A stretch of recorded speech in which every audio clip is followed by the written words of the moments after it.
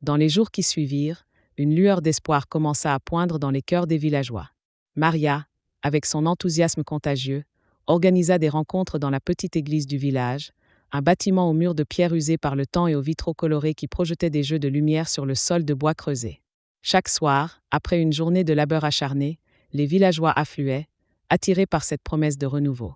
Leurs visages, au départ marqués par la fatigue et le désespoir, commencèrent lentement à s'illuminer alors qu'ils prenaient connaissance de la magnifique prière. A eu cours de la première réunion, Maria se tenait devant eux, un vieux manuscrit à la main, ses yeux brillants de détermination. Elle leur expliqua comment elle avait découvert la prière, révélée par une sagesse ancienne et portée par l'espoir d'autres générations face à l'adversité. Les mots inscrits dans le manuscrit, empreints de poésie et de grâce, résonnaient dans l'air lourd de la salle, créant une atmosphère sacrée. « Si nous prions ensemble, dit-elle avec ferveur, notre voix collective saura toucher le ciel, et les miracles ne tarderont pas à se manifester. » Les villageois, d'abord sceptiques, sentirent peu à peu un frisson parcourir leurs épines. Ils avaient tant souffert à cause de la sécheresse implacable, des récoltes perdues et des fissures dévastatrices dans le sol. Plusieurs d'entre eux avaient même commencé à envisager l'idée de quitter le village, laissant derrière eux l'espoir et les souvenirs. Mais Maria leur offrait quelque chose de précieux. L'idée qu'ils pouvaient changer leur destin ensemble. Avec le ciel nocturne comme toile de fond, les villageois commencèrent à se rassembler chaque soir, récitant la prière à l'unisson. Les mots empreints de foi s'élevaient, s'entremêlant dans l'air frais, créant un chant d'espérance qui parvenait à apaiser leurs âmes tourmentées. À mesure que les jours passaient, quelque chose d'incroyable se produisit. Leur cœur, autrefois lourd, devenait de plus en plus léger, et un sentiment d'appartenance renouvelé prenait racine. Les rencontres devinrent des moments de partage et de communion. Les villageois parlaient de leurs peurs, de leurs rêves, soudant des liens invisibles qui les unissaient dans leur quête de rédemption. Pierre, le forgeron, partagea son propre témoignage sur la douleur de voir sa famille souffrir sans ressources, tandis que Sophie, une douce veuve, raconta comment la solitude menaçait de l'engloutir. Écouter les autres offrait à chacun une lueur de réconfort. Dans ce microcosme de souffrances individuelles, la prière tissait peu à peu une toile de solidarité. Un soir, alors que la lune baignait le village d'une douce lumière argentée, un événement inattendu se produisit. Les villageois étaient réunis pour leur récitation quotidienne, lorsque, soudain, un léger vent se leva, balayant le sol poussiéreux et faisant danser les flammes des bougies allumées. Une odeur terreuse, familière mais oubliée, commença à enivrer les narines de Maria et des autres. C'était comme si la terre elle-même avait commencé à respirer. Un murmure d'excitation traversa l'assemblée. Puis, au moment où ils terminaient la prière, un bruit sourd résonna sous leurs pieds, suivi de petites éruptions d'eau qui jaillirent çà et là dans les champs environnants, comme si, en réponse à leurs besoins désespérés, le sol s'était mis à vibrer d'une vie nouvelle. Les villageois, d'abord perplexes, réalisèrent qu'il ne s'agissait pas d'une illusion, mais d'une véritable bénédiction. L'eau, précieuse et rare, revenait, et une vague d'allégresse inonda la salle. Maria, émue aux larmes, leva les bras au ciel, remerciant non seulement le divin, mais aussi les villageois qui s'étaient unis pour ce moment collectif. « Nous devons continuer à prier, dit-elle. C'est ensemble et avec foi que nous avons ouvert la voie à ce miracle. » Les jours suivants, les diverses manifestations de leur prière continuèrent. Non seulement l'eau était revenue, mais les champs commençaient à reverdir, les semences insufflées d'une nouvelle vie. Les rivières, assoiffées, coulaient à nouveau avec un murmure joyeux, et une ambiance festive s'installa peu à peu dans le quotidien du village. Des enfants jouaient à nouveau dans les ruelles, des rires résonnaient où il n'y avait auparavant que silence et désespoir. Cependant, malgré ces signes de renaissance, Maria savait que leur chemin était encore long. La transformation allait au-delà des champs et des rivières, elle devait embrasser l'âme même du village. Elle sentit l'urgence d'approfondir cette foi, cette unité. Elle commença à élaborer un plan, une série d'initiatives qui impliqueraient tout le monde, des récoltes partagées, des échanges, et la rééducation des valeurs de solidarité. Les villageois, galvanisés par les récents événements, prirent part avec enthousiasme au projet que Maria proposait. Ensemble, ils plantèrent des arbres fruitiers autour des vieilles maisons, s'engagèrent dans la création d'un jardin communautaire et multiplièrent les efforts pour rendre leur village durable. La rentrée des récoltes, prévue pour l'automne, devenait un symbole d'unité et de volonté collective. Chacun jouait un rôle, de la plus petite grand-mère cultivant des herbes aux enfants qui, avec joie, apportèrent de l'eau pour arroser les semis. L'étincelle de la croissance, nourrie par des rituels quotidiens de prière, était désormais ancrée dans leur quotidien.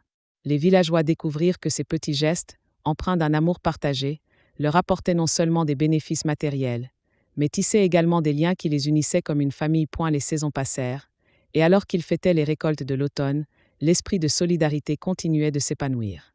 Les banquets de gratitude, marqués par des rituels de partage, étaient devenus une tradition. Ce qui avait commencé comme une simple prière s'était transformé en une célébration de la vie, et la magnifique prière devint le fondement du renouveau de la communauté. Maria, regardant tous ceux qui l'entouraient, savait qu'elle avait accompli bien plus qu'elle ne l'avait imaginé. Ce qu'elle avait essayé de sauver avait finalement été transfiguré. Le manuel ancien s'avérait être non seulement une invocation de miracle, mais un appel à la connexion humaine, à la force de l'entraide et à l'engagement collectif pour un avenir partagé. Sa communauté, autrefois brisée, était maintenant en pleine floraison, vibrante de vie et d'espérance.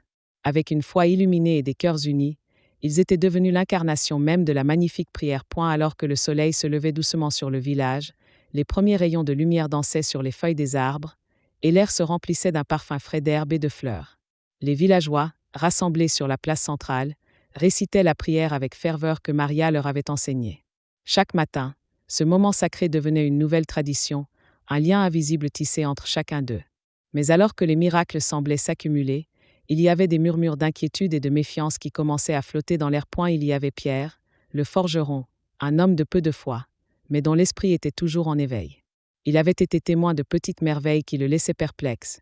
Le printemps était arrivé plus tôt, les récoltes étaient plus abondantes que jamais et même les animaux semblaient plus dociles. Mais derrière cette façade d'émerveillement, il ressentait un malaise grandissant. Pour lui, tout cela ne pouvait être que le fruit du hasard ou de quelque manipulation mystique. Un soir, il décida de confronter Maria. Maria, commença-t-il d'une voix rauque, que se passe-t-il réellement dans notre village? Les gens parlent de miracles, mais je ne peux m'empêcher de me demander si tout cela n'est pas qu'une illusion.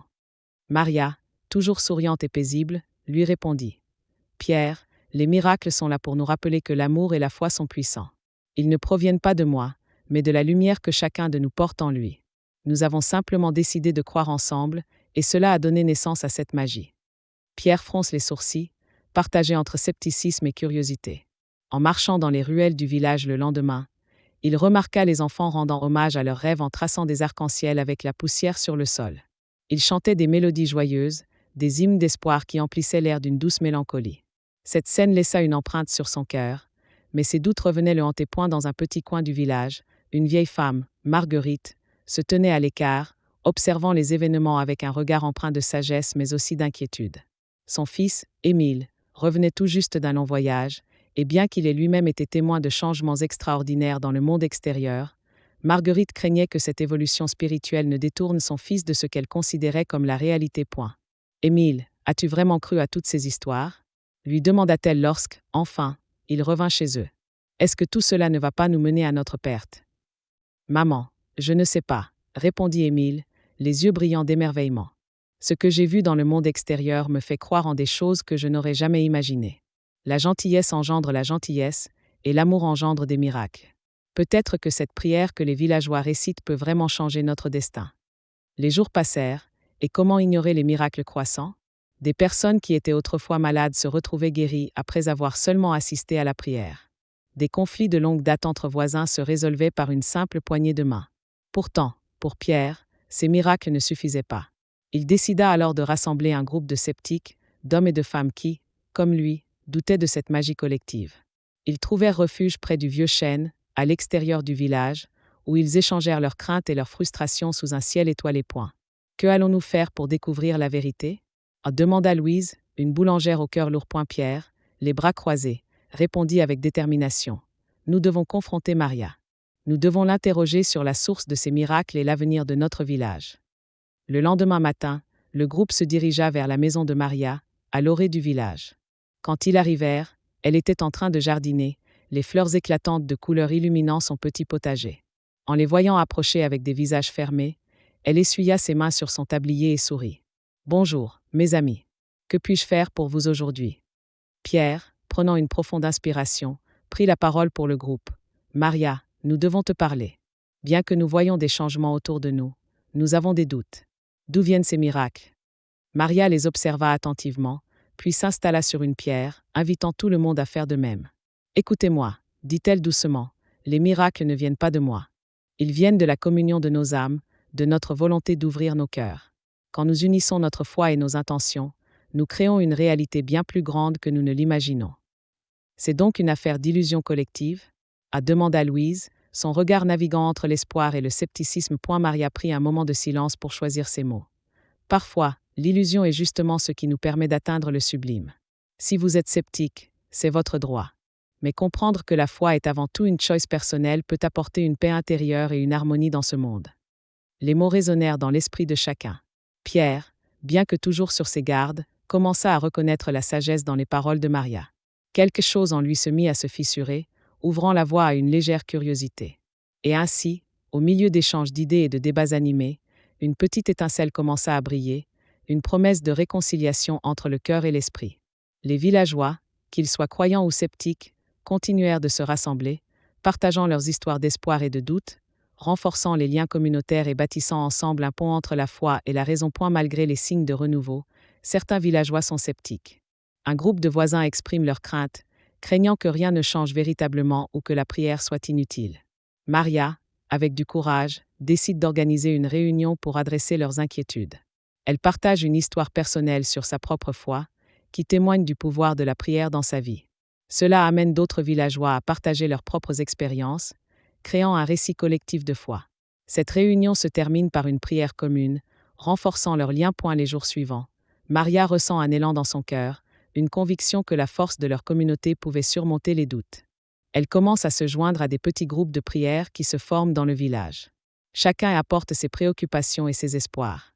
Dans l'intimité de ces cercles, les rires détruisent le poids des préoccupations quotidiennes, et une nouvelle lumière commence à briller dans le regard de chacun. Un après-midi, assise sur le vieux banc en bois situé près de la fontaine, elle voit José, un homme taciturne qui vit seul depuis la mort de sa femme. Il semble perdu dans ses pensées, l'air renfrogné. Maria s'approche de lui, son cœur battant d'une intense empathie. « Bonjour, José. Que fais-tu ici tout seul ?» demande-t-elle avec douceur. « Je pense à des temps meilleurs, lesquels ne reviendront jamais, » répond-il avec une voix pleine de mélancolie. « Parfois, la prière peut t'aider à trouver la paix et la rédemption, » insiste Maria. Surpris par une telle franchise, José hausse les épaules. « La prière n'a jamais rien changé pour moi. » « Je comprends, mais est-ce que tu as déjà essayé d'ouvrir ton cœur, même un instant ?» Elle lui demande, la lumière du soleil se reflétant sur son visage. José reste silencieux, mais la curiosité semble ébranler son attitude. Maria décide de l'inviter à la prochaine réunion de prière. Le soir de la réunion, l'atmosphère est chargée d'espoir. Les villageois se rassemblent, des enfants à leur mère, des pères à leurs grands-parents. Maria prend la parole, explique le chemin qu'ils ont parcouru après leur première prière ensemble. Les visages profitent des récits de soutien et d'amour. Ces mots deviennent des ponts qui unissent chaque âme présente. Nous avons tous des doutes, mais nous avons également des occasions d'avancer ensemble. La prière est notre outil pour grandir, pour guérir. Que chacun d'entre vous partagez vos luttes et vos victoires. Il y a une force incroyable quand nous prions ensemble, dit-elle, les yeux remplis de passion. Les villageois commencent à parler de leurs propres expériences. Elena raconte comment une prière a permis à son fils malade de se rétablir. David évoque un moment de désespoir où la commune l'a aidé, lui redonnant espoir et courage. En écoutant ces récits, José se sent la gorge serrée. Il se rend compte combien la douleur et la perte sont des réalités partagées. Lorsque le moment de la prière arrive, un silence religieux s'installe. Maria voit José, enfin décidé à prier à ses côtés. Il ferme les yeux et murmure des mots qui émergent de son cœur lourd. C'est un mélange de souvenirs douloureux, de rédemption attendue, de résilience et d'espoir. Maria se joint à lui, une chaleur enveloppante les entourant. Le temps passe, et ces réunions deviennent un pilier de la nouvelle vie du village. José, autrefois isolé, s'implique de plus en plus, partageant des conseils et des histoires. Il commence à s'ouvrir aux autres, à sourire, et même à aider des jeunes dans la construction de nouveaux abris pour les animaux. Cela inspire d'autres villageois à embrasser leurs dons, tant artistiques que pratiques. Avec le changement de saison, la petite communauté promeut un festival annuel célébrant le renouveau. Il se lance dans la préparation, des chants se mêlant à l'excitation des enfants qui courent dans les rues.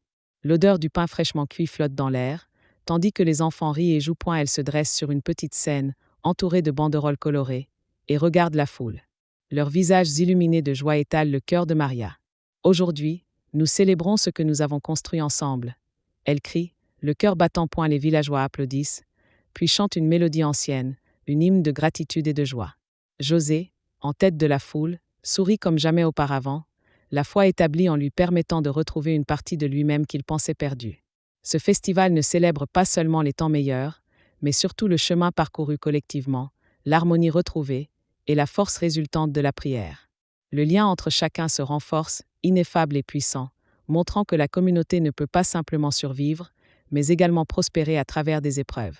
Maria se sent faillible et heureuse, réalisant que parfois, toute lueur de lumière se manifeste dans l'obscurité.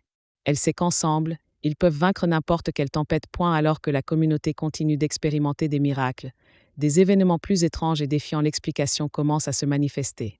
La pluie tombe, la terre devient fertile, et même des maladies sont guéries. Le village se transforme en un lieu de lumière qui attire des curieux de régions voisines. Maria devient un symbole d'espoir, mais la pression monte. Elle doit également faire face à certains critiques qui affirment que la magie ne peut pas durer éternellement et que leur attention doit être portée sur des solutions pratiques pour leur survie. Les jours passent, et à chaque lever de soleil, le village semble se métamorphoser. Les champs, autrefois stériles, sont désormais couverts d'une verdure luxuriante, des fleurs éclatantes s'épanouissent dans les jardins, et un parfum sucré d'herbes fraîches flotte dans l'air. Les rires des enfants résonnent à travers les ruelles, et les anciens, assis sur des bancs en bois, échangent des histoires de leur jeunesse, maintenant embellies par l'espoir de l'abondance. Mais, dans l'ombre de ce bonheur apparent, une tension sourde s'installe. Les plus sceptiques du village, menés par un homme nommé Julien, commencent à exprimer leur mécontentement. Julien, avec son air sévère et sa voix forte, remet en question les miracles attribués à Maria. Comment se peut-il que tout cela ne soit que de la magie? Regardez autour de vous. La terre est fertile, oui, mais que se passera-t-il si cette pluie s'arrête? Que ferons-nous alors? S'exclame-t-il lors d'une réunion communautaire. Ces mots résonnent profondément chez certains, éveillant des inquiétudes qu'ils ne savaient même pas qu'ils avaient. Maria, consciente de la montée de cette opposition, se rend à la réunion avec l'espoir d'apaiser les craintes. Elle voit les visages tendus, les bras croisés, et respire profondément avant de prendre la parole. Je comprends vos préoccupations, Julien, je les partage même. Mais ces miracles que nous vivons sont le reflet de notre foi et de notre unité. Si nous restons soudés, je suis convaincu que ces bénédictions continueront à nous accompagner. Sa voix, douce mais ferme, porte le poids de toute une communauté qui lui fait confiance. Mais Julien n'est pas convaincu. Et si tout cela n'était qu'un rêve, Maria? Un rêve qui va s'évaporer, laissant derrière lui du désespoir et des ruines? Nous devons nous préparer à l'éventualité d'un retour à la réalité.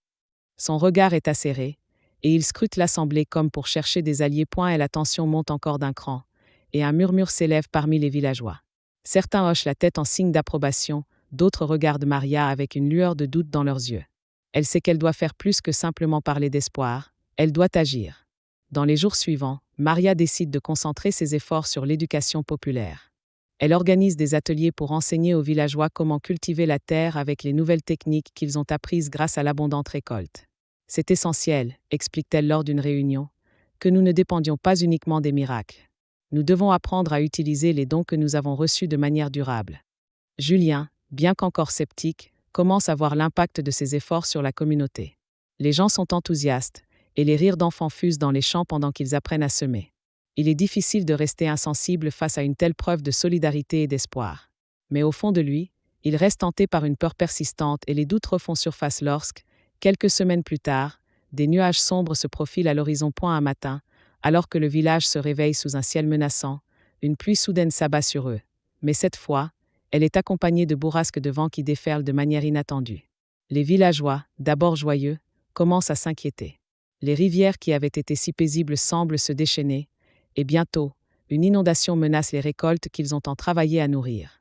Maria se rend compte que leur bel échange avec la nature est sur le point de basculer. Dans ce moment d'urgence, elle appelle à l'unité. Nous avons appris à travailler ensemble. Maintenant, nous devons nous entraider encore plus. Développons des barrages, cultivons des canaux pour rediriger l'eau. Chaque main compte. Sa voix résonne comme un tambour de guerre, et les villageois, connectés par la peur, se précipitent à ses côtés. Les heures passent, et malgré la force de la tempête, l'esprit de la communauté se renforce. Ils utilisent des sacs de terre pour créer des digues, ils forment des équipes qui surveillent les rivières, discutent des meilleures stratégies pour éviter que l'eau ne submerge leur culture. Julien, en voyant le dévouement des villageois, commence à lâcher prise sur ses doutes.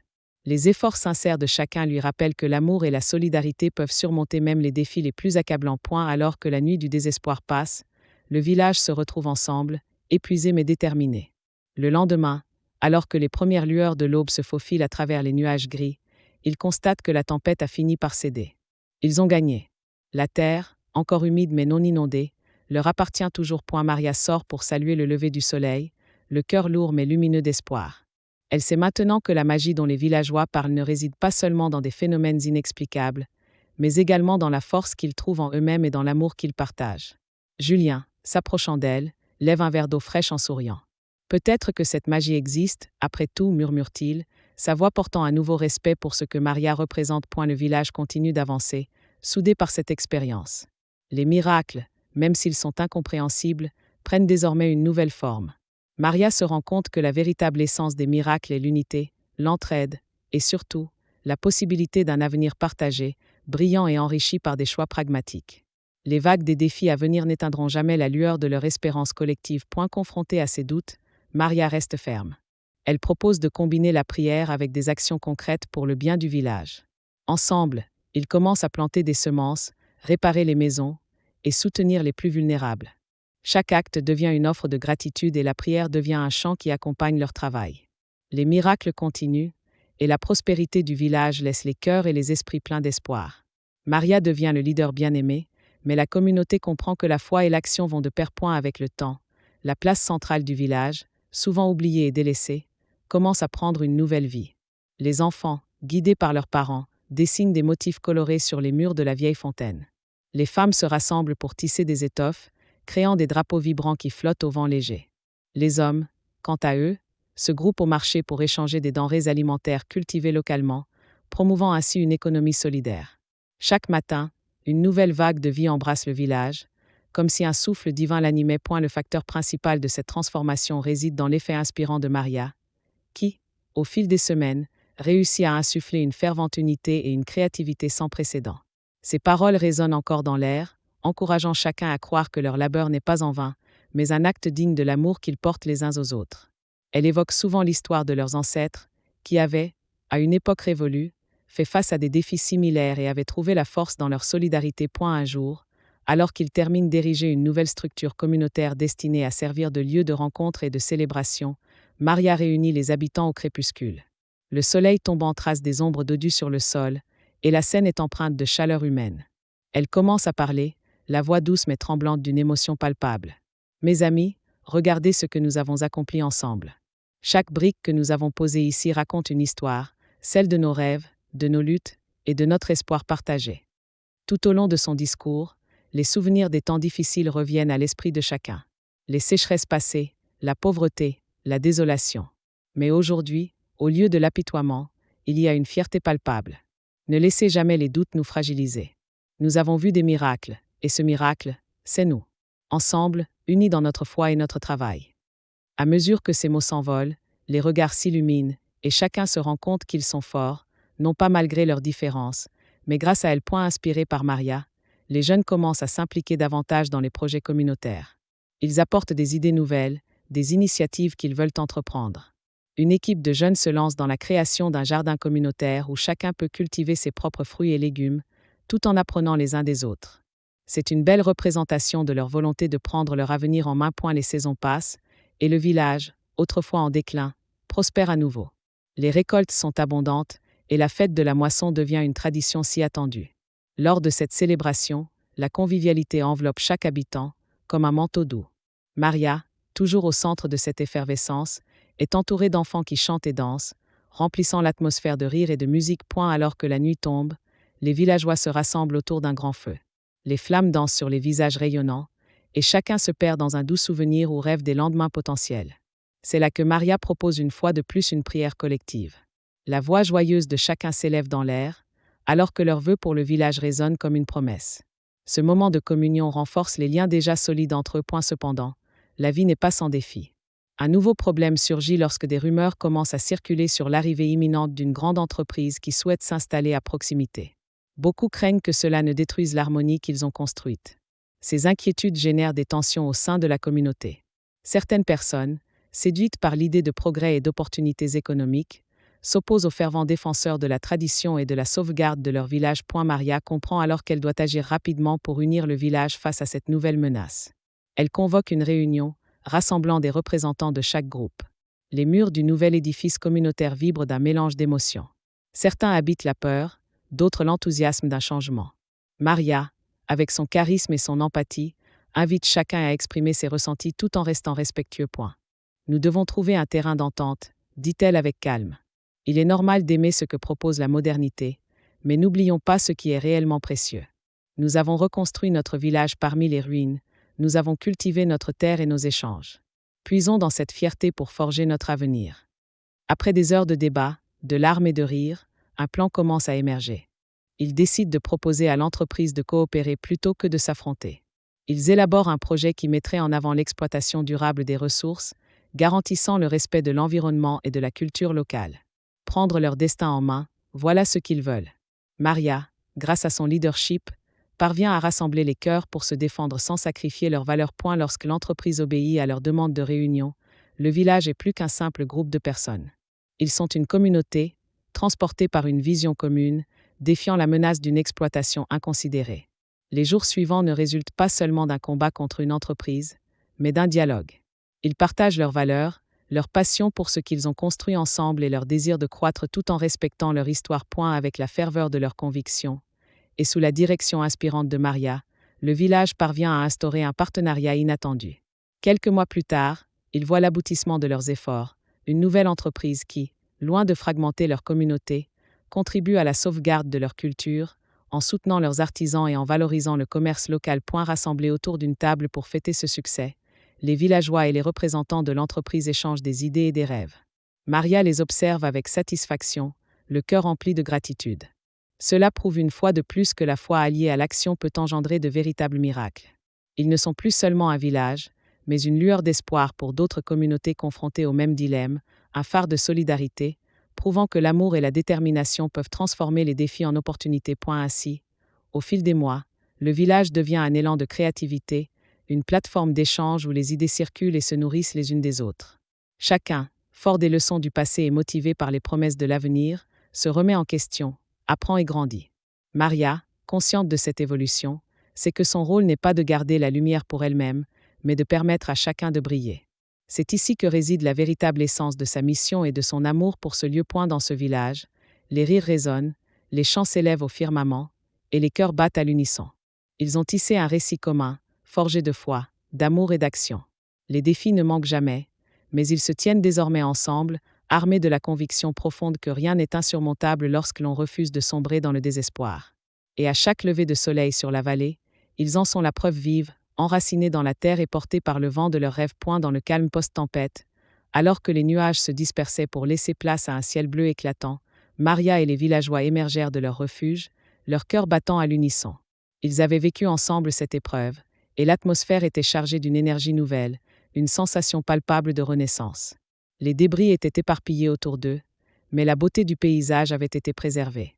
Les champs verdoyants, les jardins fleuris, et même les maisons, bien que légèrement heurtées, témoignaient de la résilience du village. Maria, le regard fixé sur l'horizon, sentit que cette épreuve n'était pas simplement une tempête naturelle, mais un passage, une sorte de rite. Ses pensées voguaient entre gratitude et détermination. Elle se tourna vers le groupe qui se rassemblait lentement autour d'elle, des visages visiblement marqués par l'effroi mais illuminés par une lueur de combativité. Mes amis, commença-t-elle avec une voix forte mais pleine de tendresse, cette tempête nous a testés, mais elle nous a aussi unis de manière inexplicable. Nous avons prié ensemble, et cette prière a été un bouclier pour nous. Ce que nous avons traversé aujourd'hui prouve que notre foi peut déplacer des montagnes, mais aussi apaiser les tempêtes. Les villageois hochèrent la tête, leurs yeux brillants de compréhension partagée. José, un homme âgé avec une barbe grise, prit la parole, sa voix rauque mais vibrante. Maria, tu as raison. Jamais je n'aurais cru que notre foi commune pouvait nous protéger. Nous avons souvent pensé que nous devions nous débrouiller seuls, mais aujourd'hui, nous savons que notre force réside dans notre solidarité.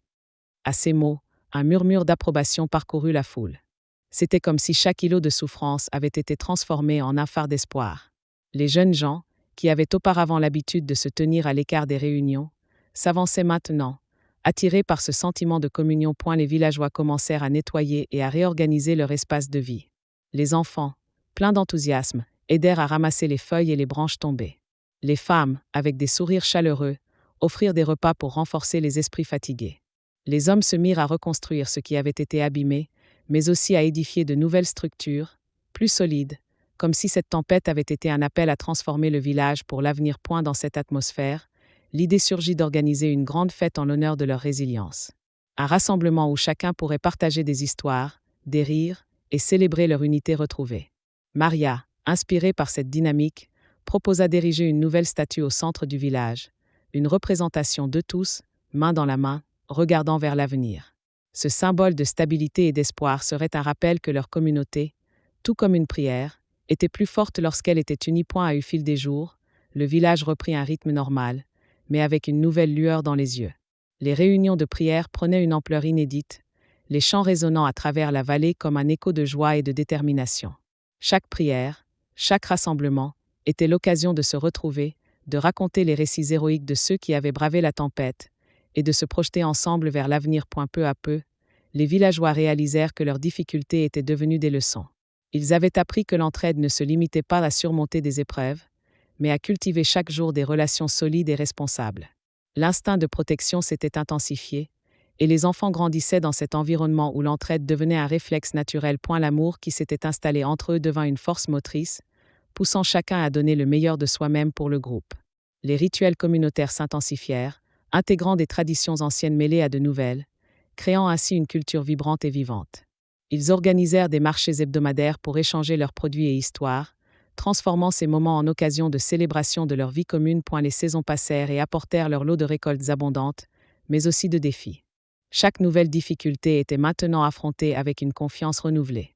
Quand l'hiver se profila à l'horizon, les villageois se préparèrent avec sagesse, assurés que leurs priorités avaient changé.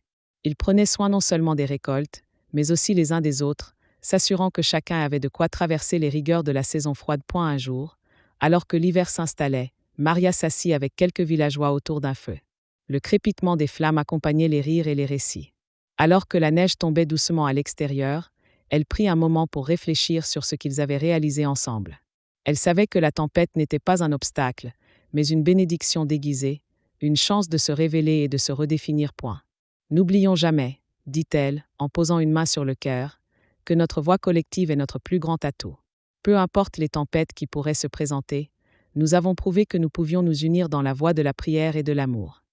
Les villageois se regardèrent, et une promesse silencieuse passa entre eux. Ils comprenaient que cette histoire, bien plus qu'une simple succession d'événements, était le début d'un récit éternel de solidarité et d'espoir. Ainsi, au fil des ans, leur village devint une légende, un modèle pour ceux qui venaient après eux, une réussite façonnée par une foi inébranlable et un amour indéfectible. Dans le doux souffle des saisons, le village vivait en harmonie, tissant les fils de leur existence ensemble jusqu'à devenir une tapisserie intemporelle de résilience et de lumière.